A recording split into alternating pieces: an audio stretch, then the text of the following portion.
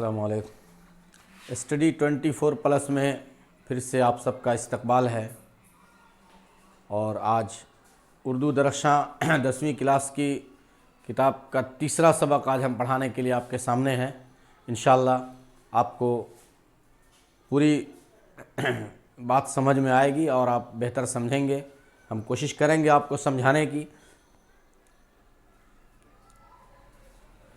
سید محمد محسن درخشاں کتاب جن کے درخشاں کتاب کے اندر جو ان کا سبق ہے، جو لیسن ہے آپ کے کورس میں، وہی رائٹر ہیں سید محمد محسن۔ ان کا ایک لیسن ہے فرار، جو آگے سبق ہم پڑھائیں گے، جو انہوں نے لکھی ہے۔ سید محمد محسن کا شمار اردو کے افسانہ نگاروں میں ہوتا ہے۔ وہ نفسیات کے پروفیسر تھے اور نفسیات ان کا خاص موضوع تھا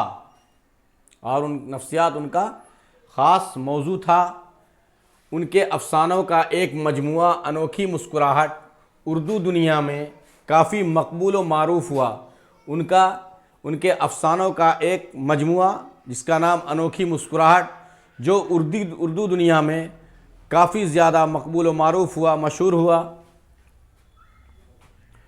اس مجموعے کی بیشتر کہانیاں نفسیاتی نوعیت کے ہیں۔ خاص طور پر انوکھی مسکراہٹ ڈاکٹر محمد محسن کی ایک ایسی کہانی ہے جس کے ذکر کے بغیر اردو افسانے کی تاریخ شاید مکمل نہیں ہو سکتی۔ ڈاکٹر محمد محسن کی پیدائش 10 جولائی 1910 کو پٹنہ میں ہوئی۔ 10 جولائی 1910 عیسوی کو پٹنہ میں ہوئی۔ ان کے والد کا نام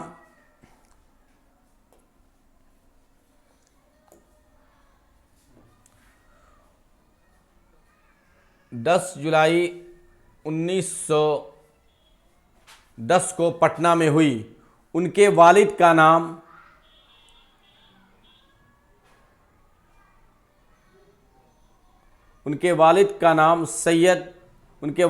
نام سید محمد رشید تھا۔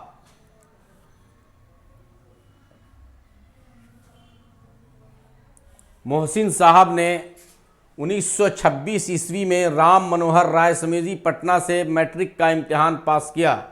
1928 عیسوی میں پٹنہ کالج سے IAA 1931 عیسوی میں نفسیات کے ساتھ BA آنرز کا امتحان پاس کیا، اور 1934 عیسوی میں نفسیات میں ہی پٹنہ یونیورسٹی سے MA فرسٹ کلاس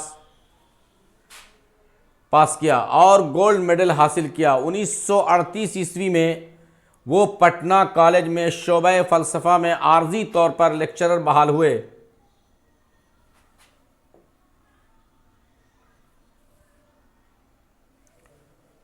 پھر 1948 عیسوی میں پٹنہ یونیورسٹی کے شعبہ نفسیات میں مستقل طور پر لیکچرر بحال ہوئے۔ 1953 عیسوی میں وہ شعبہ نفسیات میں مقرر ہوئے، اور 1974 عیسوی میں وہ اپنی ملازمت سے سبکدوش ہوئے۔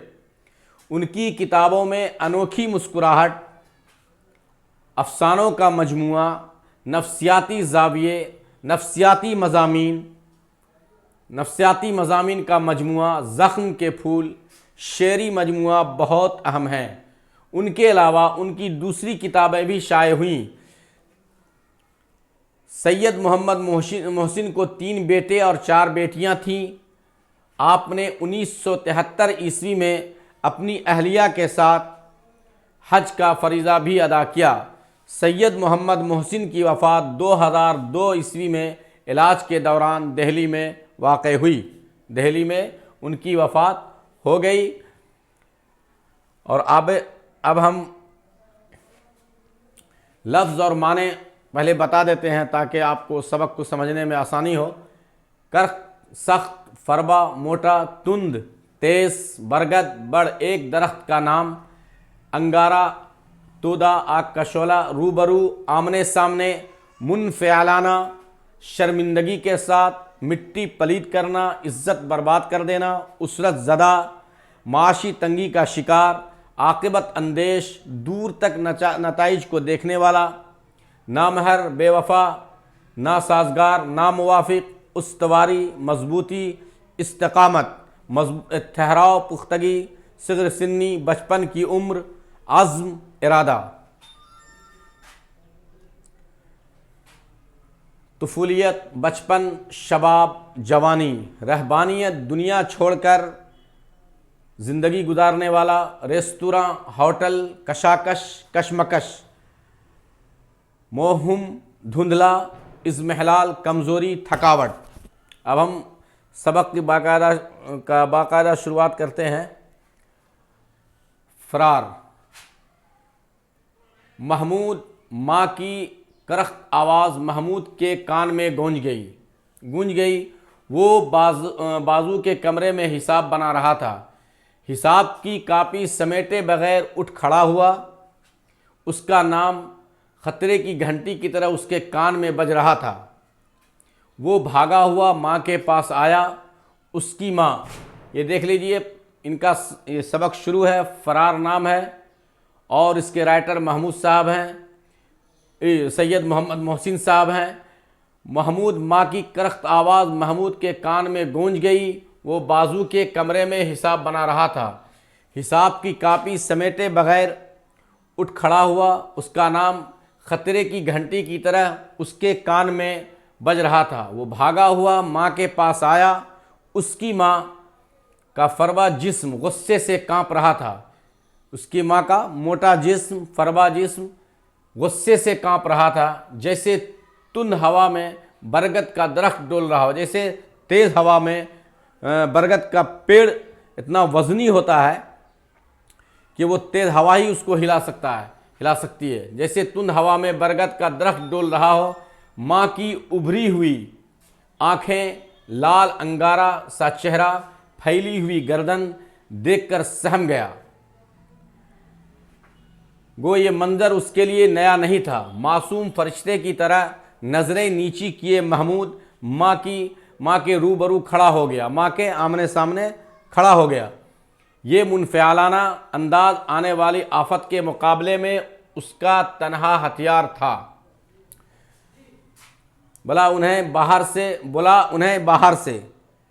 محمود کی ماں نے گرجتے ہوئے کہا، محمود سے بلا انہیں باہر سے، آپ کو بلا رہی ہیں۔ محمود نے رکتے رکتے کہا، مجھ سے کیا کام ہے؟ غصے میں ہیں تو ہوا کریں، انہیں تو ہر وقت غصہ ہی چڑھا رہتا ہے۔ محمود کی ماں کہتی ہے محمود سے، محمود کے والد کے بارے میں، انہیں تو غصہ ہی چڑھا رہتا ہے، اگر رہے تو اس سے ہم کو کیا فرق پڑتا ہے۔ یہ جس طرح سے وہ اس کی ماں کے الفاظ جو تھے اپنے شوہر کو بلانے کے یا محمود کے، اور جس طرح سے وہ پیش آتی تھی، یہی ان کے لیے نفسیات کا ان کو مریض بنا دیا، اور نفسیات کے ماہر بنے اسی سوچ کو لے کر۔ مجھ سے کام کیا ہے؟ غصے میں ہیں تو ہوا کریں، انہیں تو ہر وقت غصہ ہی چڑھا رہتا ہے۔ اچھا چلو آتا ہوں۔ اس کے باپ نے کرسی سے اٹھتے ہوئے کمزور آواز میں کہا۔ محمود کے باپ کو دیکھ کر اس کی ماں بلند آواز میں گرجنے لگی، تم نے میری مٹی پلید کر ڈالی، تم نے میری عزت برباد کر ڈالی۔ نوج، اس دن کو جب میرے باپ نے تمہارے ساتھ میری شادی کی، میرے باپ نے تمہارے ساتھ میری شادی کی، مجھے افسوس ہے اس دن سے کہ میرے باپ نے تمہارے ساتھ شادی کی، آخر کچھ کہو گی بھی یا یوں ہی بکے جاؤ گی؟ محمود کے والد نے کہا اپنی بیوی سے، یعنی محمود کی ماں سے، کہ کچھ کہنا بھی ہے یا بکتے ہی چلی جاؤ گی؟ محمود کے باپ نے آہستگی سے سوال کیا، ہاں میں تو بکواس مچاتی ہی ہوں، میں الٹا پلٹا بولتی ہی ہوں، پاگل سری سب کچھ ہوں میں۔ یہ محمود کی ماں محمود کے والد سے بول رہی ہے۔ ارے بھائی، میں کب کو تمہیں پاگل کہہ رہا ہوں؟ اپنے منہ جو چاہو کہہ لو۔ ہاں جی، تم سا شریف دنیا میں کون ہوگا؟ جانے دو، میں رذیل سہی، کمینی سہی، لیکن تمہارے گھر میں اب 1 منٹ میرا قدم نہیں جم سکتا۔ ارے بھائی خدا کا واسطہ کچھ بتاؤ بھی تو۔ بنا بتائے وہ محمود کے والد کے اوپر اس کی ماں گرج رہی تھی۔ کیسے بھولے ہیں آپ، گویا کچھ جانتے ہی نہیں، بیٹھے بیٹھے سارا فساد مچاتے رہتے ہیں، اور اوپر سے دیکھو تو جیسے موم کی گڑیا۔ میں نے تمہیں 1000 بار منع کیا، میں نے تمہیں 1000 بار منع کیا کہ اس موئے وکیل کے یہاں نہ جایا کرو۔ محمود کی ماں نے کہا محمود کے والد سے کہ ان کے پڑوس میں جو وکیل رہتے ان کے پاس نہ جایا کرو، لیکن تم کہاں ماننے والے، اس کی جورو تو ڈائن بن کر مجھے نگلنے کی فکر میں ہے، اور تم اس سے گھل مل کر میٹھی میٹھی باتیں کیا کرو۔ ارے بھائی آہستہ بولو، محلہ والے سن لیں گے۔ محمود کے والد نے یہ بات اس کا جواب دیا، اس کی ماں نے جو کہا ان سے، تمہیں تو خواہ مخواہ شک پیدا ہو جاتا ہے۔ محمود کی ماں نے اور چیخ چیخ کر بولنا شروع کر دیا، چیخ چیخ کر بولنا شروع کیا، ہزاروں گالیاں وکیل کو دیں، سینکڑوں صلواتیں محمود کے باپ کو سنائی۔ جو کہنا تھا محمود کی والدہ نے محمود کے والد سے کہا۔ محمود اپنی عمر کے 10ویں ہی سال میں یتیم ہو گیا، اور باپ کے مرنے کے تھوڑے ہی عرصے بعد اس کی ماں بھی اسے چھوڑ گئی۔ قسمت نے اسے اس کے اسرت زدہ ماموں یعنی تنگ دست ماموں کے پاس پہنچا دیا۔ چونکہ ماں کا بھی سایہ اٹھ گیا، باپ کا بھی سایہ اٹھ گیا، دونوں ہمیشہ الجھن کا شکار رہے، زندگی جھیل نہ سکے، اور وہ 10 سال میں یتیم ہو گئے، اور قسمت نے اسے اس کے اسرت زدہ ماموں کے مکان میں منتقل کر دیا۔ زندگی کی دشواریاں، زندگی کی پریشانیاں اس کے لیے ایک نامہر یعنی بے وفا لیکن عاقبت اندیش استاد بن گئی۔ ماحول کے ناسازگاریاں اسے جتنی زیادہ ٹھوکر لگاتی، اس کے اندر استواری اور استقامت کی کوششیں اتنا ہی زیادہ تیز ہوتی جاتی۔ اس صغر سنی میں یعنی اس چھوٹی سی عمر میں، بچپن میں بھی وہ مستقل مزاجی اور پختگی عزم کا ایک مکمل نمونہ معلوم ہوتا تھا۔ جیسے اس کا بچپن طفولیت اور شباب کے درمیانی مراحل پھاند کر انسانی تعمیر کی آخری جیسے اس کا بچپن طفولیت اور شباب کو جوانی کو پھاند کر انسانی تعمیر کی آخری منزل تک پہنچ گیا ہو۔ محمود یونیورسٹی کے ہاسٹل میں رہتا تھا، جہاں اس کی تنہائی پسندی اور رہبانیت کا اس کے ساتھ برابر مذاق اڑایا کرتے تھے، یعنی اس کے تنہائی پن کا اور اس کے اکیلے پن کا مذاق اڑایا کرتے تھے۔ یونیورسٹی کی فضا کو ایجوکیشن لڑکے اور لڑکیوں کی یکجا تعلیم کی وجہ سے گہری رومانی ہو گئی تھی۔ محمود کے ساتھی کمال جادوئی بیانی اور گرم جوشی کے ساتھ ان کے فردوسی مناظر کی تصویریں اس کے آگے کھینچتے۔ محمود کی طبیعت میں بھی گدگدی سی پیدا ہو جاتی۔ یار تمہارے سینے میں دل نہیں، لکڑی کا ٹکڑا ہے جس پر بجلی تک کا اثر نہیں ہوتا۔ کل کلاس میں خالدہ کس طرح نظریں بچا بچا کر تمہیں تک رہی تھی۔ یہاں پر لکھنے کا لب لباب یہ ہے کہ محمود نے اپنی ماں کی تلخ کلامی اور اس کے جملے کو جس طرح سے وہ ان کے والد کے ساتھ وہ استعمال کرتی تھی، اس سے وہ ایک طرح سے نفسیات کے مریض ہو چکے تھے، اور ایک جھنجھلاہٹ سی ہو گئی تھی عورت ذات سے یا اپنے آپ سے۔ اس چیز میں وہ پھنسنا نہیں چاہتے تھے، جس کی وجہ سے ان کے ماں باپ میں اختلاف پیدا ہوتے تھے۔ وہ انہیں مطلب ایسا لگتا تھا، وہ ڈر محسوس کرتے تھے اس کی طرف سٹنے کے لیے، اس کی طرف قریب جانے کے لیے۔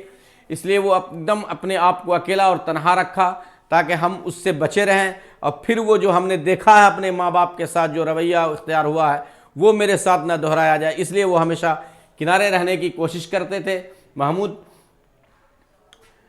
کاش وہ اس طرح مجھے دیکھتی ہوتی، یقین مانو میں اپنا کلیجہ نکال کر رکھ دیا ہوتا۔ عظیم نے اپنے خاص پرجوش انداز میں کہا۔ عظیم اس کے دوست نے اس سے کہا، اس کے اندر ایک امنگ جگانے کی کوشش کی کہ تم کیا اکیلے اور تنہائی پن کی زندگی گزارتے ہو، آگے نکل کر دیکھو دنیا کیا کرتی ہے، دنیا کیا چاہتی ہے، لوگ کیا چاہتے ہیں، لیکن تم ایک اکیلے پن اور رہبانیت کی زندگی اختیار کر رہے ہو جو مناسب نہیں ہے۔ خیر مذاق وغیرہ ختم کرو، بیچاری معصوم لڑکی پر جو تم اس قسم کی تہمت لگاتے ہو یہ تو بہت نامناسب بات ہے۔ محمود نے اپنے دوست عظیم سے کہا کہ اس طرح کی تہمت لگاتے ہو یہ غلط ہے۔ تہمت کیسی؟ ہم انہیں گھورتے رہتے ہیں اور وہ بیچاریاں ہمیں تکنے سے بھی رہیں، اور بھائی تمہیں تو اپنا مول معلوم نہیں، تمہیں تو اپنی قیمت نہیں معلوم کہ تم کیا ہو۔ کاش میرے اندر تمہاری شکل و صورت ہوتی، میری زندگی ایک مستقل رومان ہوتی۔ عظیم نے سینہ تانتے ہوئے کہا، آج شام کو نمائش آؤ تو تمہیں دکھلا دوں کہ یاران نقطۂ داں کے لیے کیسی صلاح عام ہے۔ میں تمہارے کہنے پر آج شام کو نمائش جاؤں گا، پھر وہاں سے کسی ریستوراں میں چلنا لیتے آنا اپنی کسی مہپارہ کو، وہ بھی میری استقامت آزما لے گی۔ یعنی وہ اتنی ان کے اندر ایک ایسی پختگی آ گئی تھی اور ایسا ٹھہراؤ آ گیا تھا کہ انہوں نے چیلنج کر دیا ان کو کہ اپنے دوست کو کہ تم لے کر آنا اور ہماری استقامت کو، ہمارے ٹھہراؤ کو تم دیکھ لینا کہ ہم ایسے استقامت والے ہیں، ایسے ٹھہراؤ والے ہیں کہ ہم کو کوئی 1 انچ اپنی جگہ سے ہلا نہیں سکتا اور ہمارے ارادے سے کوئی ہم کو ہٹا نہیں سکتا۔ یہ اس کا کہنے کا مطلب ہے۔ واقعی چلو گے یا صرف آن میں بول رہے ہو؟ عظیم نے محمود کے چہرے پر نظریں جماتے ہوئے سوال کیا۔ محمود کسی دعوے کے بعد قدم پیچھے ہٹانا جانتا ہی نہیں۔ محمود نے فاتحانہ انداز میں جواب دیا۔ عظیم تو محمود سے وعدہ لے کر چلا گیا، لیکن محمود ایک عجیب تاثراتی کشاکش میں مبتلا ہو گیا، جیسے کوئی کسی گناہ کے ارتکاب کا ارادہ کر کے پچھتانے لگا اور نتائج کے موہوم لیکن ہوش ربا تصورات و کیفیات کے سانچے میں ڈھل کر اس کی روح میں پیوست ہو رہے ہوں۔ محمود کی انگلیاں غیر اضطراری طور پر رہ کر اس کی نبض ٹٹولنے لگتی، جیسے اسے بخار کا احساس ہو رہا ہو۔ اس کے دل میں ایک غیر معمولی وحشتناک دیوانگی کی کیفیت محسوس ہو رہی تھی، جیسے کوئی رات کے سناٹے میں کھلے میدان سے خوف کھانے لگتا ہو۔ اس غیر معمولی اضمحلال اور خستگی کا کوئی سبب محمود کی سمجھ میں نہ آتا تھا۔ وہ ہاسٹل سے باہر نکلا اور قدم تیز کرتا ہوا نمائش کو روانہ ہوا۔ کافی دور پہنچ چکنے کے بعد اسے احساس ہوا کہ وہ غلط راستے پر لگ گیا ہے۔ اسے اپنی اس بھول پر حیرت سی ہو رہی تھی۔ اس کے پاؤں سرد ہو گئے اور وہ دیر تک اسی جگہ مبہوت کھڑا رہا، جیسے اسے سکتہ سا ہو گیا ہو۔ وہ سوچنے پر مجبور ہو گیا کہ میں کہاں جا رہا ہوں، کیا مجھ سے کوئی گناہ ہو رہا ہے یا ہم کوئی غلطی کر رہے ہیں؟ اب نمائش جانا بالکل بے سود ہے، اس نے کہا۔ عظیم انتظار کر کے کہیں اور جا چکا ہوگا۔